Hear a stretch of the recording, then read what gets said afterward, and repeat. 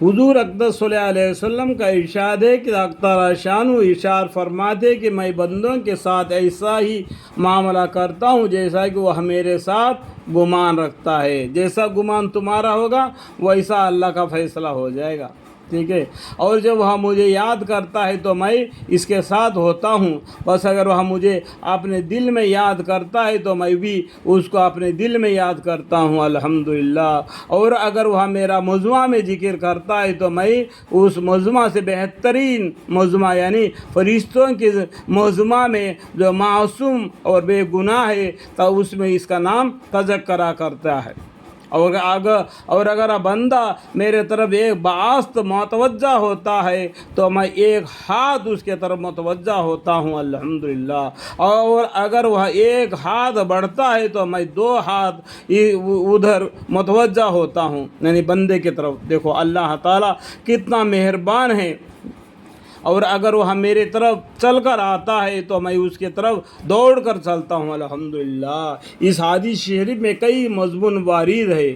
اول یہ کہ بندے کے ساتھ اس کے گمان کے موافق معاملہ کرتا ہے، جس طریقے سے اس بندے کا گمان ہے اس طریقے سے معاملہ کرتا ہے۔ یہ ہمیشہ یہ خیال رکھنا اللہ میرے گناہ کو معاف کر دیے، اللہ میرے گناہوں کو معاف کر دیے، مجھے پاک صاف کر دیے۔ اس طریقے سے تمہارا گمان ہوگا، اس طریقے سے اللہ تعالیٰ تمہارا معاملہ کرے گا، یعنی معاف کر دے گا انشاءاللہ۔ جس کا مطلب یہ ہے کہ حق تعالی شان اس کے لطف و کرم کی امید رکھنا چاہیے، یعنی اللہ کے اوپر اچھی امید رکھنا، اس کی رحمت سے ہرگز مایوس نہ ہونا چاہیے۔ لیکن ہم لوگ گناہگار ہیں اور سرپا گناہ اور اپنی حرکتوں اور گناہوں کے سزا اور بدلہ کا یقین ہے، لیکن اللہ کی رحمت سے مایوس بھی نہیں ہونا۔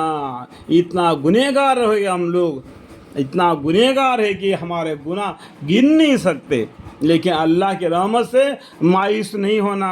اللہ معاف کرنے والا غفور الرحیم ہے، اللہم اغفر لی، اللہم اغفر لی۔ چاہے بعید ہے، حق تعالی شان محض اپنے لطف و کرم سے بالکل ہی معاف فرما دے۔ ان اللہ لا یغفر ان یشرک بہ ویغفر ما دون ذلک لمن یشاء، کلام اللہ شریف میں وارد ہے۔ الحمدللہ رب العالمین۔